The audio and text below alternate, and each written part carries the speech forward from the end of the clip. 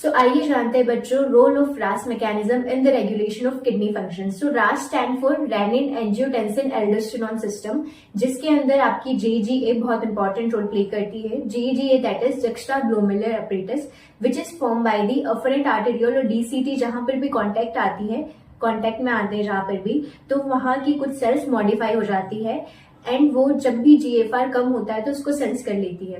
तो जब भी ग्लोमेरुलर ब्लड फ्लो या ब्लड प्रेशर या फिर जीएफआर में डिक्रीज होता है तो ये जीजी सेल्स उसको सेंस कर लेती है and they activated and release renin. Renin क्या करता है, ये एंजियोटेंसिनोजन को एंजियोटेंसिन 1 में कन्वर्ट करता है। नाउ एंजियोटेंसिन 1 को एंजियोटेंसिन 2 में कन्वर्ट करने का काम होता है एंजियोटेंसिन कन्वर्टिंग एंजाइम का। अब एंजियोटेंसिन 2 जो है इसके दो काम है। पहला तो ये वेजोकंस्ट्रिक्शन करता है आपकी ग्लोमेरुलर ब्लड कैपिलरीज का, जिसकी वजह से ग्लोमेरुलर ब्लड फ्लो बढ़ता है एंड जीएफआर इंक्रीज हो जाता है। सेकेंड जो है ये एड्रिनल कॉर्टेक्स पे जाके एक्ट करता है और वहां से एल्डोस्टेरोन रिलीज करवाता है। एल्डोस्टेरोन जो होता है वो later part of your nephron that is DCT and collecting tubule पे एक्ट करता है और वहां पे सोडियम और वाटर का रीएब्जॉर्प्शन करवाता है और इसकी वजह से आपकी जो बॉडी फ्लूइड वॉल्यूम है या ब्लड वॉल्यूम है वो वापस से नॉर्मल हो जाती है। नाउ हार्ट पे एक रोल प्ले करता है बच्चों किडनी फंक्शंस के रेगुलेशन में।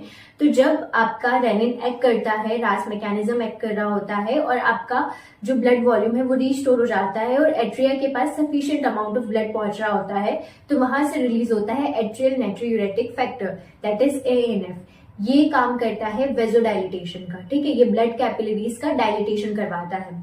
सो जब कभी भी रास मैकेनिज्म की वजह से ब्लड प्रेशर इंक्रीज होता है तो उसको स्टेबल करने का काम करता है एएनएफ। ये वेजोडाइलिटेशन करके वापस से ब्लड प्रेशर को नॉर्मल ले आता है। सो इसीलिए एनसीईआरटी में एक लाइन लिखी हुई है कि ANF mechanism puts check on RAS mechanism. Okay, so this is all about the RAS mechanism. So for the quick revision of biology topics, stay tuned on Biology Hub. मिलते हैं next video में, तब तक के लिए bye.